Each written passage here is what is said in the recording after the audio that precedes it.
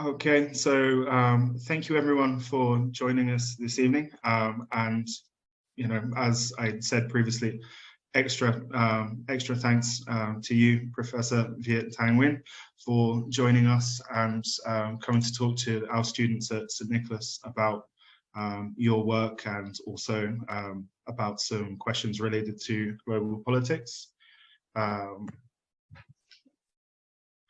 So for those of you who are kind of joining for the first time, parents who are listening in, Professor Viet Nguyen, this is my cat, I'm apologizing. Professor Viet Nguyen is the Professor of English, American Studies and Ethnicity and Comparative Literature at USC in the United States. Congratulations for kind of the most recent publication, The Committed, as well as your previous novel, The Sympathizer, and the collection that we've been studying in class, The Refugees. We've also been looking kind of at the various work on your website related to your essays, your interviews, your kind of political discourse that you've shared, and your opinions about kind of the way that the world is constructed.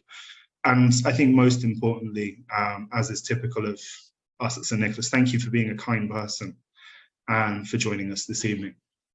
Jamie, it's a pleasure to be here with you and the students and possibly parents at St. Nicholas. Really glad to be to have a chance to talk about the stories. Okay. So our format is as follows. Professor Nguyen has already received and approved the questions that he would like to answer that our Year 11 and 12 learners have asked, both related to his short story collection, The Refugees, as well as to some questions related to the subject of global politics. So we thank our colleague, Mr. Taverne, for helping his students prepare those. We will start with the Q&A session, and we'll display those questions on the screen. I'll read them once, and then Professor Nguyen will share his answer. And should any additional questions arise during the Q&A, can you please stay muted, keep a keen ear, and use the chat function. Potentially we can look at some additional questions if there's time, but we cannot guarantee that. Okay, so without further ado, our first question this evening is, what were your challenges when writing the collection of stories? Wow, yeah, that's, you know, I started off writing when I was in the 3rd grade, 8 years old in the United States, with a book called Lester the Cat. I wrote and drew that book for school. And it's about a cat urban cat who becomes bored with city life and runs off to the countryside where he eventually finds love with a country cat. So from a very young age, I was dealing with issues of feline urban alienation. And I guess I must have struck a chord with the San Jose Public Library in California where I was living, because they gave me a book award. And I'm forever grateful to the San Jose Public Library for encouraging me and setting me on the path to over 30 years of misery in trying to become a writer. And The Refugees was a substantial part of that misery. It took me 20 years from the time I first started writing that book to the time it got published. And the active period of time for writing that short story collection was about 17 years. And just to give you an example, the opening short story, Black-Eyed Women, which you probably read in 30, 45 minutes at the most, took me 50 drafts over that 17 years. It was the first story I started with and the last story I ended with. So the hardest part about writing the short story collection was just writing it. It was how I learned how to write. I taught myself how to write by writing that short story collection. And for those of you who want to be writers, people often have a lot of questions. How do I become a writer? Do I need to take classes? Do I have to get a degree, etc.? All that can help, but really the only thing that makes you into a writer is sitting somewhere and writing by yourself. I did that for probably 10,000 hours.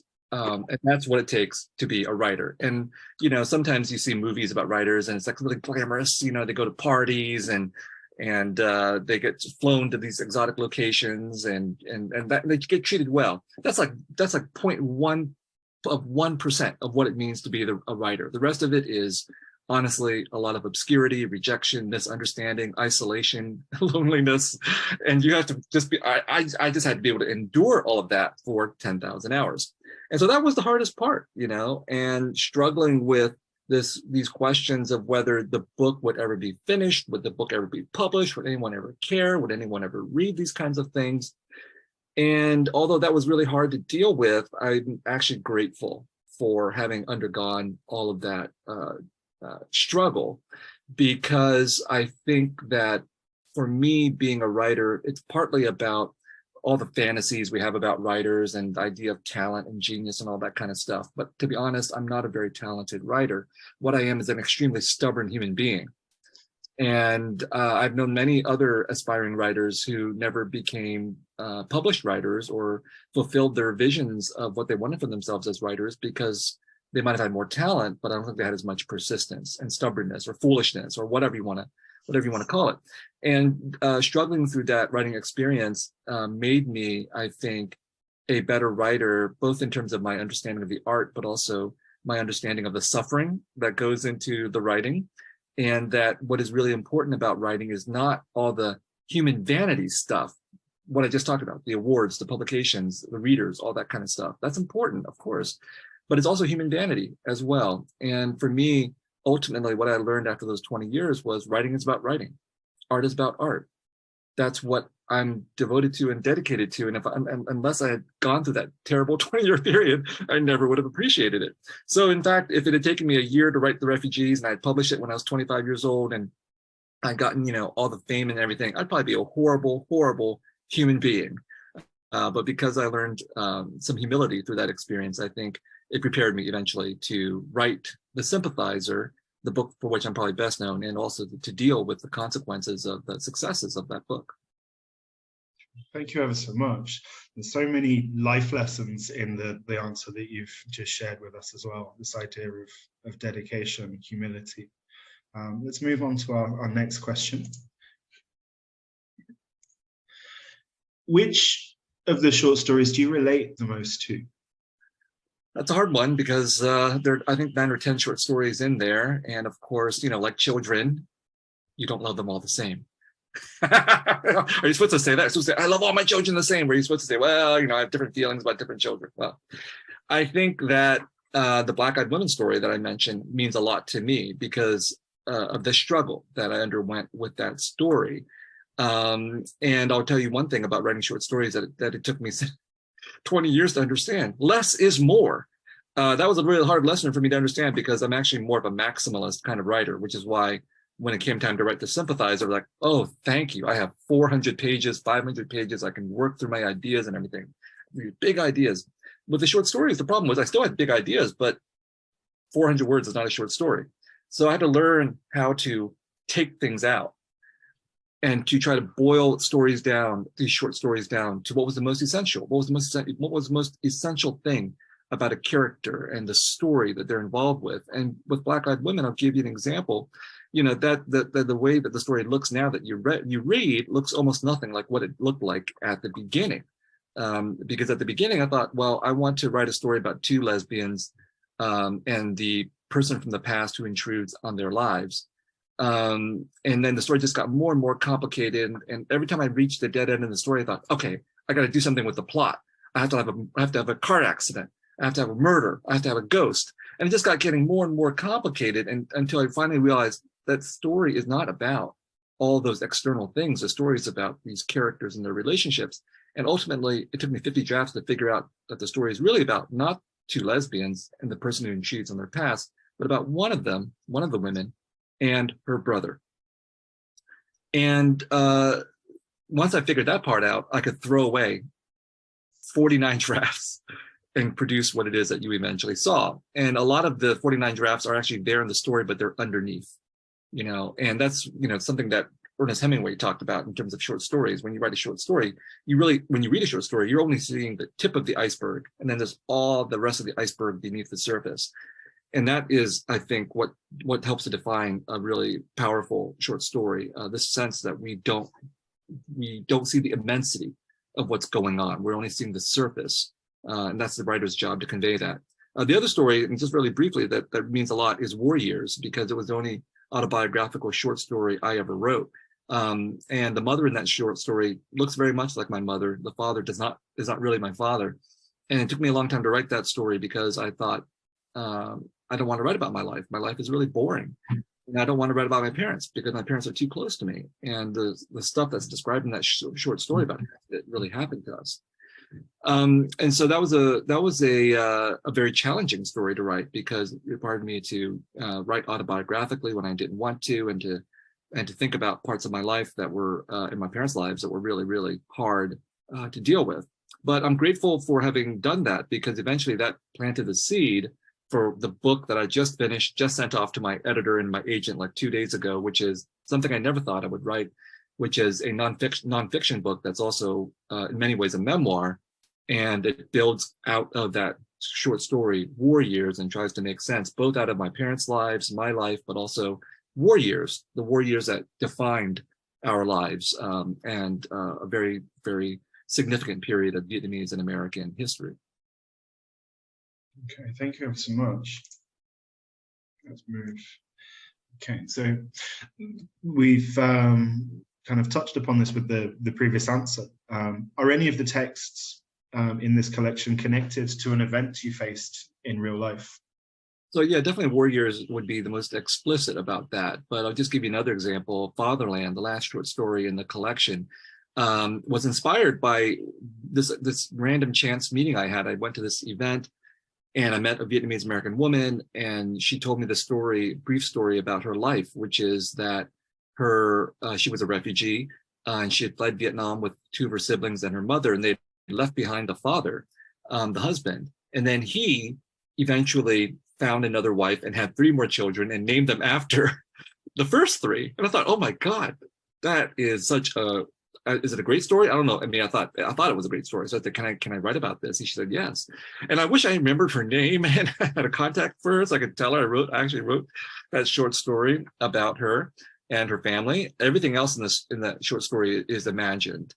And you know, I tell you this story because it goes to show that, in fact, in real life, the events in real people's lives are sometimes greater than what we can imagine in our fiction. I mean, I imagined the rest of the story, but I didn't imagine that central triggering incident.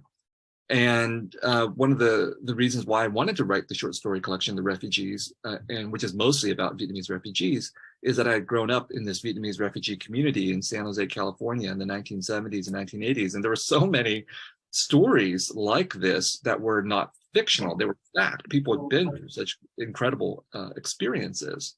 And I thought, at the very least I could do was try to write some short stories about that.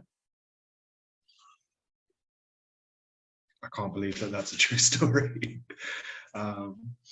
So why did you choose to write the short story War Years from the perspective of a child?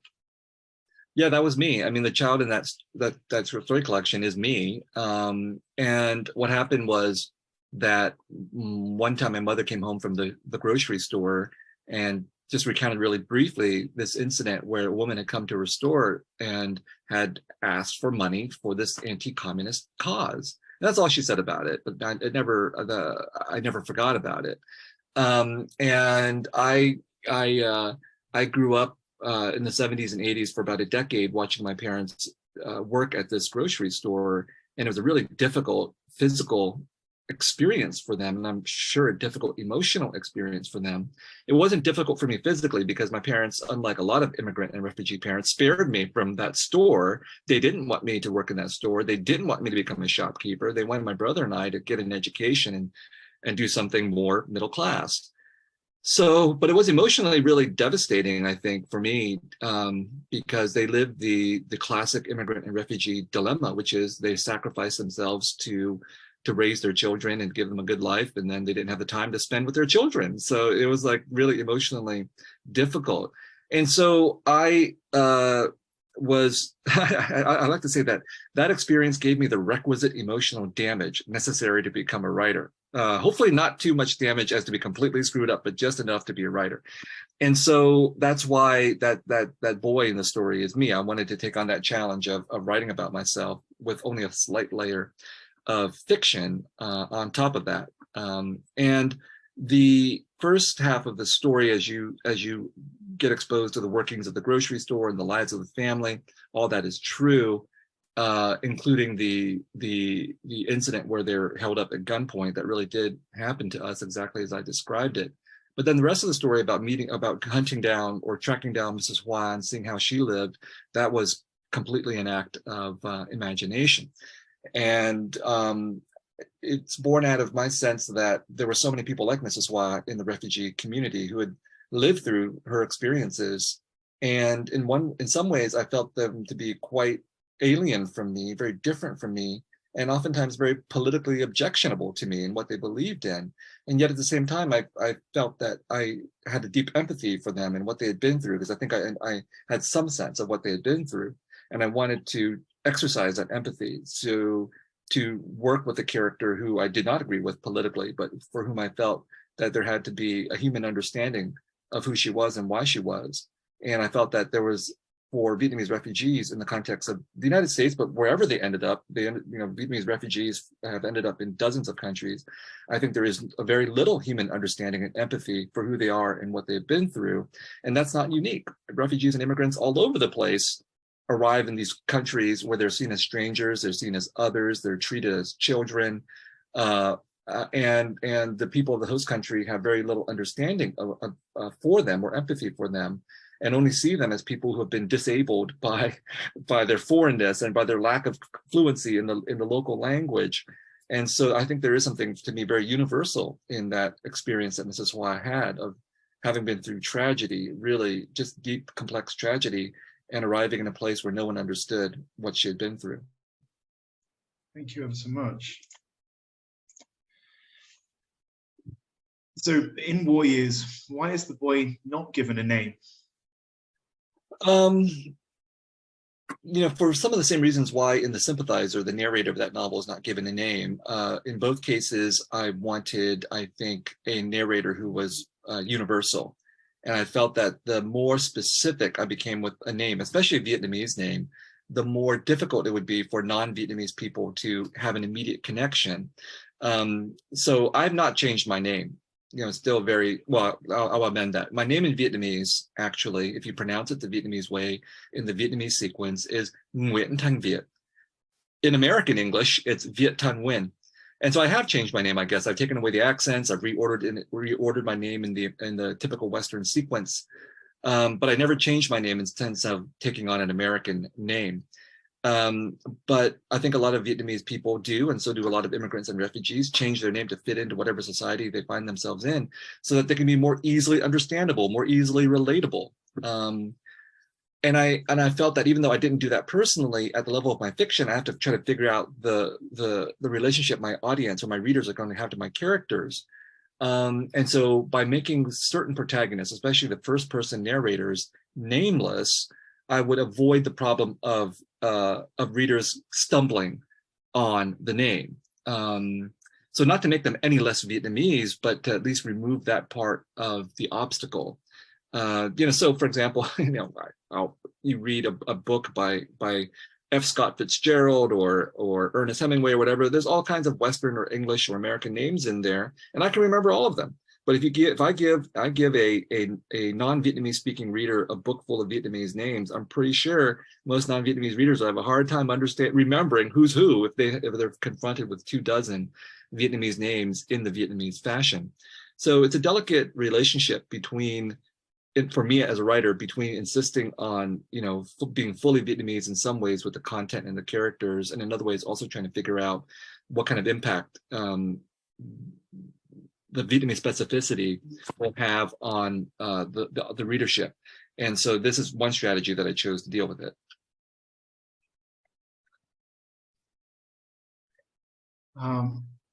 Coming back to connects here to the idea of universality. Why did you not instantly reveal the narrator's gender in the short story, Black-Eyed Women? For the same reason that I didn't instantly reveal the race of James Carver in The Americans. And in fact, in both cases, in the penultimate versions of these stories, the one that my editor read, there is no gender reference in Black-Eyed Women, and there is no race reference in The Americans. And what I wanted to do in these two stories was to write about people who are different than me in some very important ways. And so with Black-Eyed Women, even though I'm Vietnamese and the narrator is Vietnamese, I'm not a woman. That's a huge difference, right? And when you inhabit your own self, I don't think we generally go around saying, I'm a woman, or I'm a man, or I'm Vietnamese, or I'm Brazilian, or whatever. We're just who we are, right? These issues of our identities come out in moments of difference and contrast when other people see us, and we're forced to define ourselves or enunciate ourselves in some way. And the comparable comparison would be, stories written by, white men who, in the context of the European and American canon. If the narrator is in the first person, they usually don't go around enunciating, hey, I'm white, or I'm a man. But most of us, or many of us, let's say, many of us who live in these kinds of European and American contexts would oftentimes read a first person narrator and automatically assume, well, they're white at the very least. Why is that? It's because that's the dominant force of ideology. We recognize that white people are the dominant force in Western European and American societies, and therefore the unmarked I, is going to be that normative self, the white self, typically the white male self, typically the white male heteronormative self, right? So to write stories in the first person, I wanted to contest that and not really try to have the characters say, I'm a woman or I'm a Black man. And even in the case of Black-Eyed Women, I think it's mentioned that the narrator's a woman. Is it never, maybe mentioned once at the very, very most? I can't remember. It's been a long time since I wrote it. But there are some readers who do not figure out that the narrator's a woman, or get very confused about that. And I think that's exactly right. And if they're confused, they should be asking themselves, why do I make certain assumptions? And what are the features of being a woman or being a man that would be manifest in a narration? And why do I demand to know what the race or the gender or whatever identity aspect of a narrator is? With The Americans, the penultimate draft, I thought, had enough clues to James Carver's history, who he was, how he grew up, how he was seen in the world, that you should probably understand that he's not white, and that he's probably Black. To me, that was the technique that needed to be deployed in the story. But my editor felt well, let's just make sure people know. Let's just mention it once. So it's mentioned once in the short story. That was my concession to him. But in James Carver's world, he's a Black man. And he's done his best to contest with racism and all these kinds of things, and yet not to try to be Black at the same time. This is how he sees himself, I think, in the world. He's not going to go around saying, I'm a Black man all the time, but the fact that he grew up in Alabama, that he's, was on a farm, that he he had to struggle to become this first fighter pilot and bomber pilot, and people didn't expect him to occupy these roles. That should tell you something about who he is. Yeah. So to contextualize, when our classes read through Black-Eyed Women, we realized the gender of the narrator at the very close to the end of the story, when the brother is stripping and kind of clothing. That was the moment where we were like, well, why is he doing that? And so that was the reveal for us and led to the conversation. And so how were characters constructed for the short story The Americans? Did you base them on people you know? That story came about because I was on a fellowship at a research institute, and one of my other fellows was a Sri Lankan scientist who had invented this mechanism to detect landmines. And the mechanism is pretty much as described. It's like this very simple robotic mechanism pulled by mongooses or monkeys. I don't know what the plural is. And for me, I thought that was really interesting because he was not working in Southeast Asia, but he was working in another terrain that had been studded with landmines, and this is a very, very large problem in a lot of war-ravaged countries. And of course, that poses a lot of threats to life and limb, and also prevents people from farming. So it's a really devastating consequence of warfare. And the United States is a huge culprit in this, because the United States actually refused, I believe, to sign the landmine treaty that says we shouldn't have landmines because landmines are bad, and things like this. And the United States still continues to use these things. And during the war in Southeast Asia, what we call typically the Vietnam War, but a war that involved Cambodia and Laos, the United States dropped more bombs on these countries, but especially Cambodia and Laos and the DMZ and Vietnam, more bombs than on all of Europe during World War II. And I think it's true to say that in Cambodia and Laos, both of those countries got bombed more than all of Europe during World War II individually. And a lot of the bombs that were dropped were cluster munitions. And a lot of the cluster bombs, these little tennis ball sized things, didn't explode. And, you know, they would kill and maim children and farmers. So it's really, really, for me, a very meaningful political issue that deeply implicates us. I'm talking about us, I'm in the United States, us as Americans. So I wanted to write a short story about that. I wanted to set it in Cambodia. And actually, the story that was first published, called The Americans, was set in Cambodia. I'll get into that in just a moment. But in writing the refugees, I wanted to make sure that there were non-Vietnamese characters in the refugees, because it's not as if Vietnamese refugees only hang around Vietnamese people all the time. You know, we have different kinds of friends and family members and things like that. And so, and we interact with people who are not Vietnamese. So I wanted to write some short stories from other people's perspectives, and that was why James Carver came into existence. And I wanted to challenge myself as a writer, and that's why I made him Black, and why I made him a bomber pilot, and why I made him old. I'm none of those things. So there was a technical and artistic and empathetic challenge to that. And I wanted to acknowledge the diversity of the world, that there are Black and Asian couples out there, and some of them formed because of Black American soldiers or military people being deployed overseas in different ways. So that's not an unusual relationship that you see between James Carver and Michiko. And then they have this mixed race daughter. And I wanted to also talk about mixed race experiences, something that would become much more prevalent in the novel The Sympathizer. And Claire's character was inspired by the fact that I met a Japanese tour guide in Vietnam, and she said, "I have a Vietnamese soul." I thought that's so interesting. So I took that idea of someone who's not Vietnamese feeling they really belong to this country, and I put that into Claire's character. And then Claire runs into this adoptee, I believe, who is a Cambodian returnee to Vietnam. So and that's an important experience too, the person who returns, but also the adoptee. All these identity issues are in this story, but that story that's pinned on this very material reality of landmines and bombing and the legacies of war. So I just wanted to give a diversity, a panoply of characters, because when I go to Southeast Asia, that's what I see. I see people who are very diverse. But if you read, white American accounts of Southeast Asia, it's like, well, you got the Southeast Asians in the background, then you got the white people in the foreground. Like that's a problem. What happened to everybody else? And so that's what that short story is about. Now, the setting in Cambodia, I wanted to, in writing that short story, like I said, acknowledge that the war in Vietnam was also a war in Cambodia and a war in Laos as well. So when I eventually put everything back together into a short story collection, my agent felt that, we should turn this into a Vietnamese setting just to make it more consistent.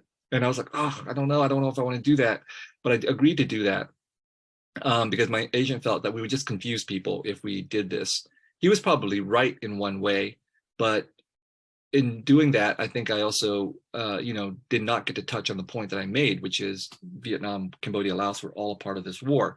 In order to make that point probably more cohesively as fiction, I would have had to reimagine the entire short story collection.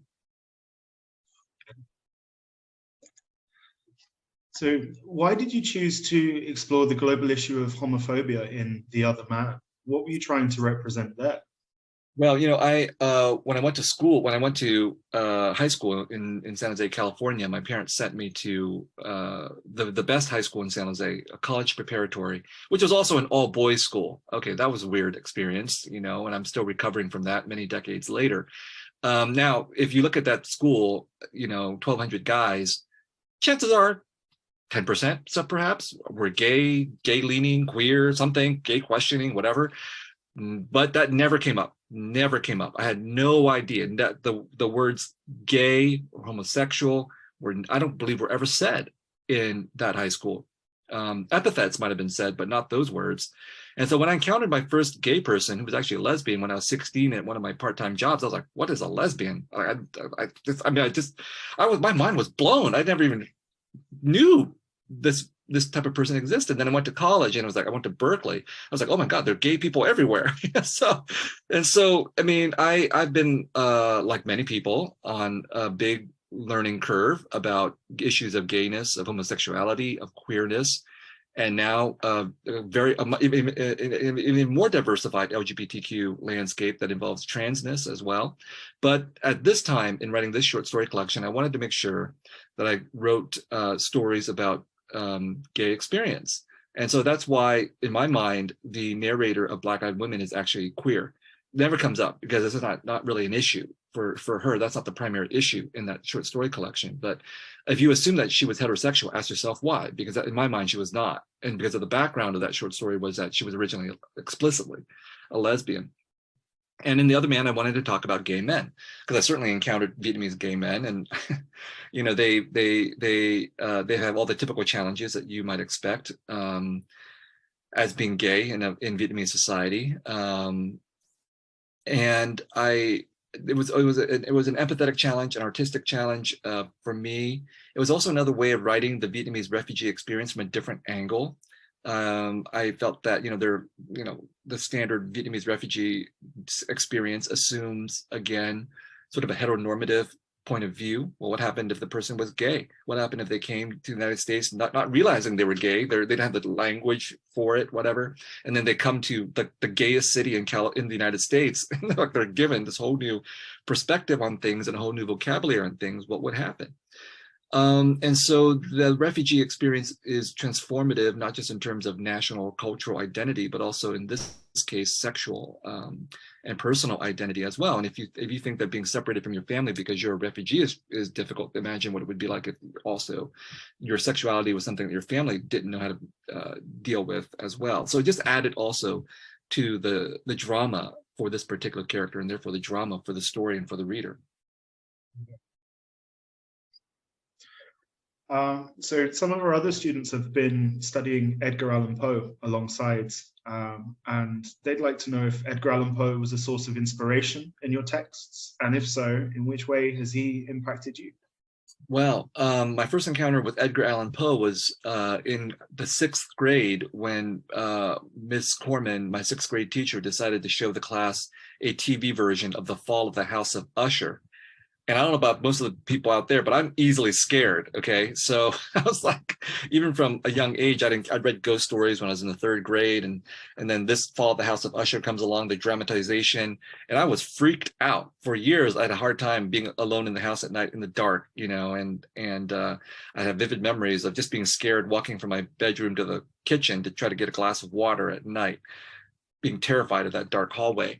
And then I read a lot more Edgar Allan Poe in high school, and then in college and graduate school. He's a major figure of the American Renaissance and American literary history, and so I read a lot of his work.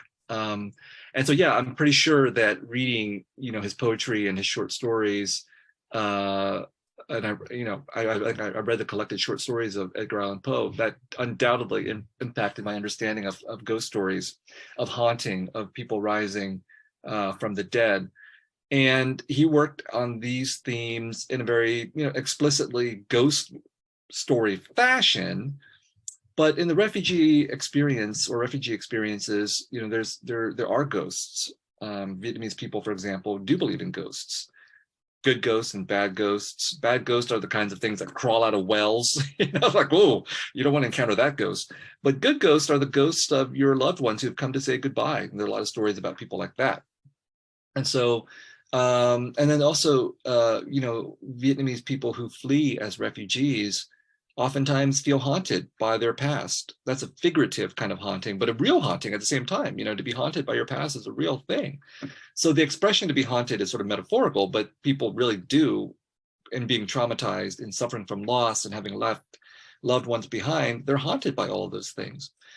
And one of my experiences was that whenever I would visit a Vietnamese refugee household, there would always be black and white pictures of people. These were the people who had been left behind. And I thought, this is haunting, you know, this is a very real dimension of refugee experience. And so that's why ghosts are a theme in the refugees, very explicitly in Black-Eyed Women, but also I think as metaphor in a lot of the stories of people who have been haunted by the past and by what they've left behind. Sure. So we're moving into our final couple of questions, and these are more related to kind of global politics rather than the refugees as a text. So how do you feel about the relationship between a country's sovereignty and people seeking refuge in said countries? Do you feel like refugees infringe in any way on a country's sovereignty? So that I picked that question because it's a very complicated question. I think it's something that needs to be addressed, because certainly we're living at a time when we have the so-called refugee crisis and so on. And the dominant discourse about refugees in most countries, I'm not really sure about what's happening in Brazil, but let's say in Western European and North American countries, and a lot of other countries. First of all, let's be clear. UNHCR, United Nations High Commission on Refugees, says there's about 88 million displaced people in the world, but it only classifies about 27.1 million of those people officially as refugees.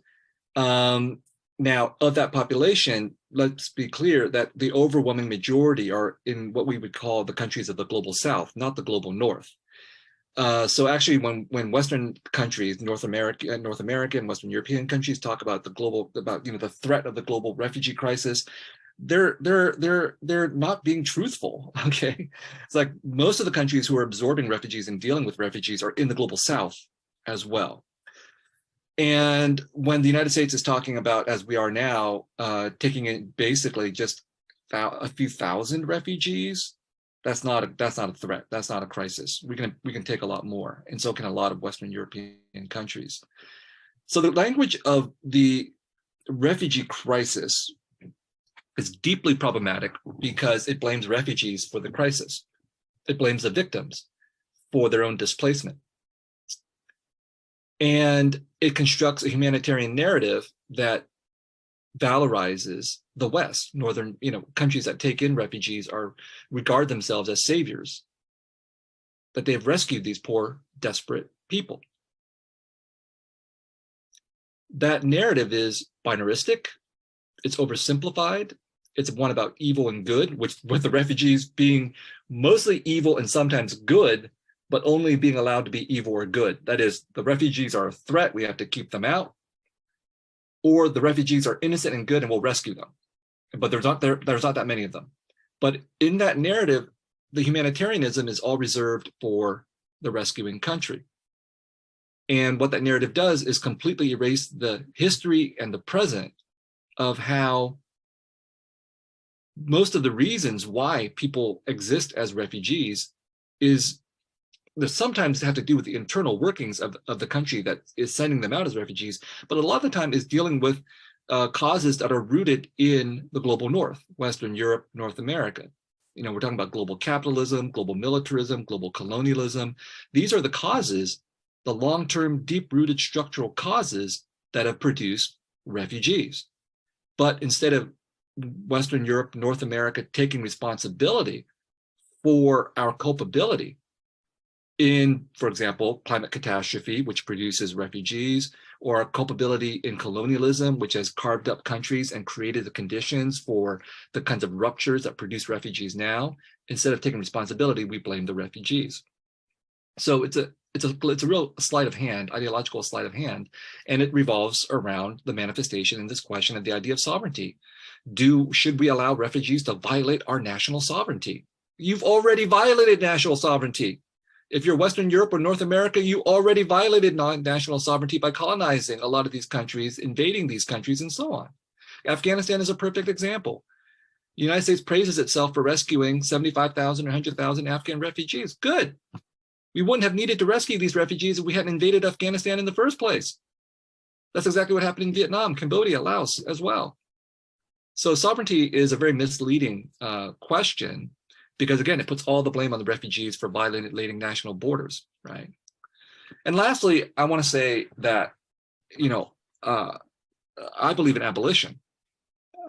I believe in abolishing borders. I believe in abolishing colonialism. I believe in abolishing capitalism. I believe in abolishing militarism. I believe in abolishing prisons.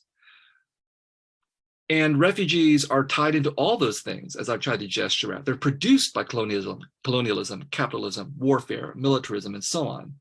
And when they arrive at our borders, they're criminalized simply for seeking refuge. So when the UNHCR says 88.1 million people are displaced people, but 27 point something million people are refugees, it's not a completely accurate figure, because the incentive, refugees are granted rights under the UNHCR treaty, a convention on refugees. So countries are invested in defining people as not refugees.